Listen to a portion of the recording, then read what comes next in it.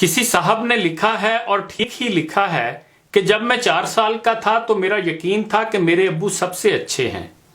جب میں 6 سال کا تھا لگتا تھا میرے ابو سب کچھ جانتے ہیں۔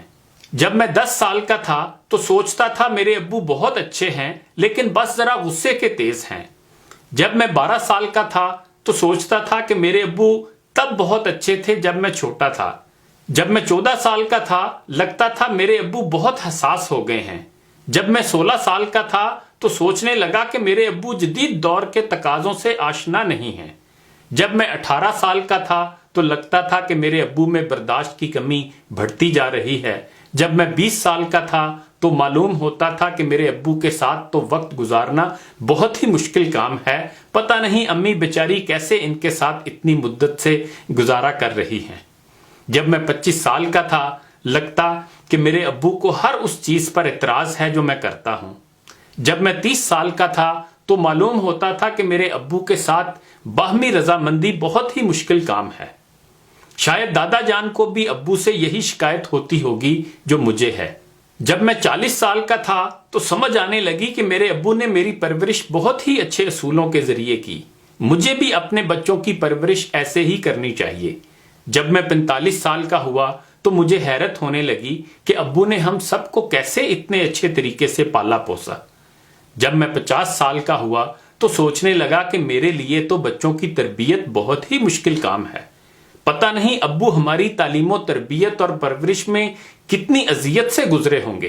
جب میں 55 سال کا ہوا تو خیال آنے لگا کہ میرے ابو بہت دانا اور دور اندیش تھے اور انہوں نے ہماری پرورش اور تعلیم و تربیت کے لیے بہت ہی زبردست منصوبہ بندی کی تھی۔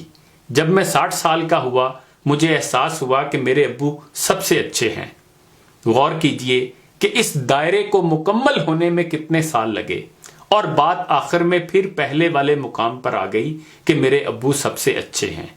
حقیقت بھی یہی ہے کہ ہمارے والدین اچھے ہی ہوتے ہیں، وہ کبھی جان بوجھ کر ہم سے کچھ برا نہیں کرتے۔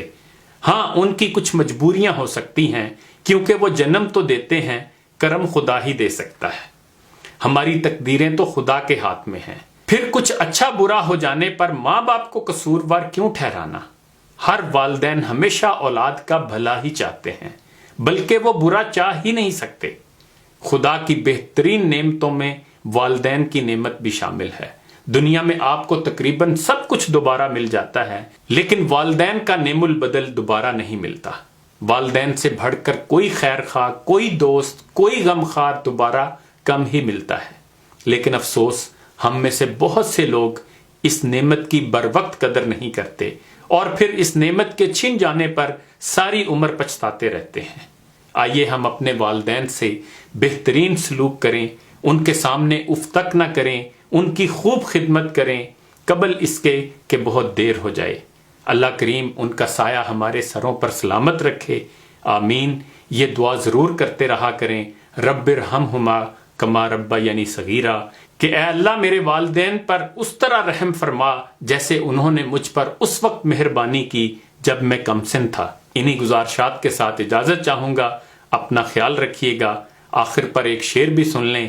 گھر کی اس بار مکمل میں تلاشی لوں گا، غم چھپا کر میرے ماں باپ کہاں رکھتے تھے۔